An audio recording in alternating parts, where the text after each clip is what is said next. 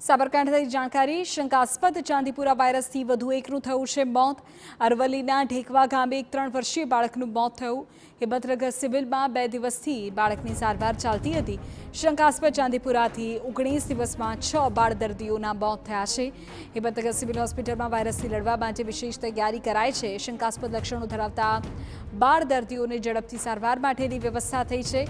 15 બેડનો એક ખાસ PICU ward તૈયાર કરાયો છે। વેન્ટિલેટર સહિતના ઉપકરણો સાથે વોર્ડ સજ્જ છે અને ઇમરજન્સીને પહોંચી વળવા માટે વિશેષ આયોજન પણ કરાયું છે।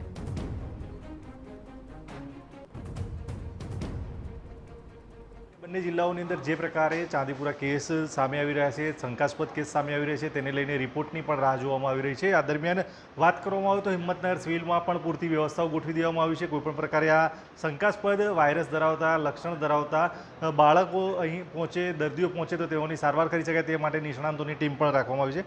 આપણી સાથે છે સિવિલ હોસ્પિટલ હિંમતનગરના superintendent doctor Paresh Chiladariya. Doctor સાહેબ, જે પ્રકારે અત્યારે હાલની જે સ્થિતિ છે, કેટલા બાળકો અહીં સારવાર હેઠળ છે અને કેટલા બાળકોનું મૃત્યુ થયું છે, કોઈ નવી અપડેટ? અત્યાર સુધીમાં જ્યારથી આપણે સસ્પેક્ટેડ આશંકિત કેસોની નોંધ થઈ છે એ મુજબ આપણી પાસે ટોટલ 8 કેસ આવ્યા હતા અને આ 8 કેસમાંથી 6 બાળ દર્દીઓના મૃત્યુ થયા છે અને 2 દર્દી છે એમની સારવાર ચાલી રહી છે અને અત્યારે નોર્મલ છે। જે પ્રકારે આ વ્યવસ્થા ગોઠવવામાં આવી છે સિવિલની અંદર, જે પ્રકારે બંને જિલ્લાઓમાંથી અને પડોશી રાજ્ય રાજસ્થાનથી પણ અહીં કેટલાક દર્દી આવ્યા હતા, કેવા પ્રકારની વ્યવસ્થાઓનું ગોઠવણી કરવામાં આવી છે, તૈયારીઓ કરવામાં આવી છે? હાલ પૂરતી આપણી હોસ્પિટલ ખાતે ટોટલ 15 બેડની PICUમાં નીચે ગ્રાઉન્ડ ફ્લોર વ્યવસ્થા કરવામાં આવી છે।